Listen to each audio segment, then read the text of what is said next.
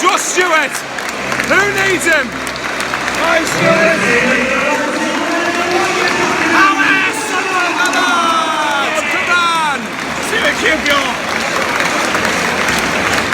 Mental.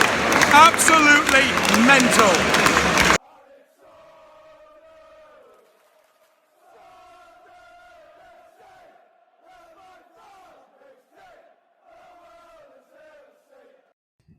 Absolutely stunned, speechless, flabbergasted, amazed.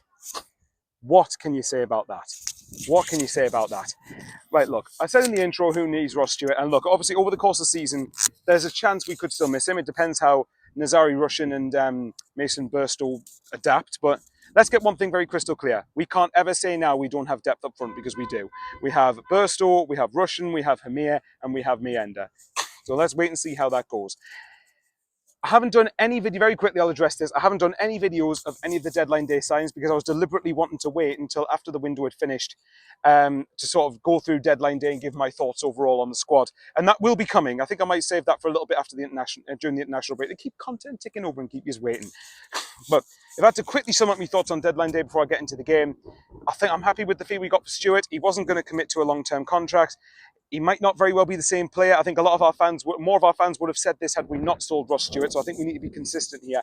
He might not have been the same player. He might be though. He might do well for Southampton. We don't know. And he might, and that's if he's fit at all. We'll have to wait and see. So to get that sort of figure, I think we've actually done fairly well. And obviously, look, we've brought in two strikers. Still think we could have done with a central midfielder, like a sort of a Corey Evans type mould. But yeah, beggars can't be choosers, I suppose. But anyway, enough of that. On to transfers. That's for the next video.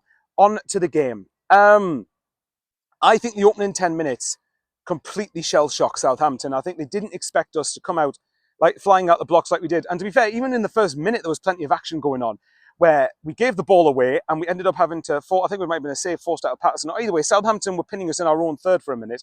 And then a quick counter-attack. And I can't remember who put the ball in from the right-hand side, but a delicious ball across to near the back post where Clarke heads it. He's like a diving header.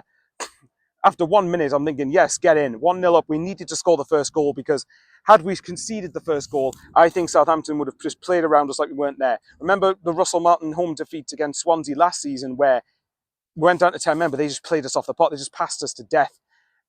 Southampton had more of the ball in large parts, but we were very rigid and didn't let them do anything with it.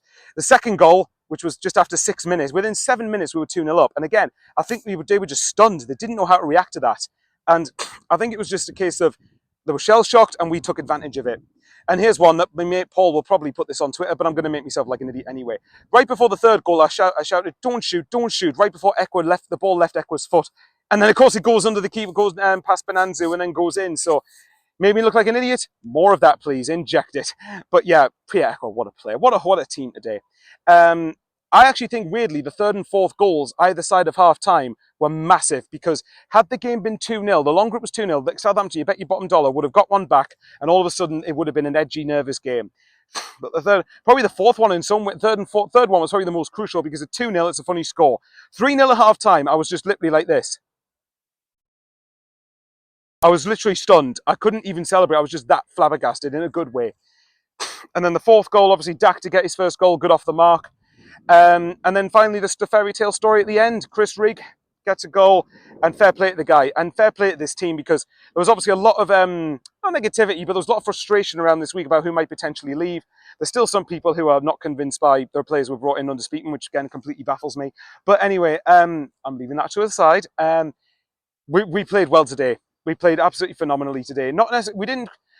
Towards the end, we created chances other than the goals we scored, but I thought out of possession we were excellent. And defensively, we were outstanding as well. One thing that epitomised it at 4-0 was there was a shot Southampton had, and Dan Ballard just blocks it like a man. Southern, hard Southerner.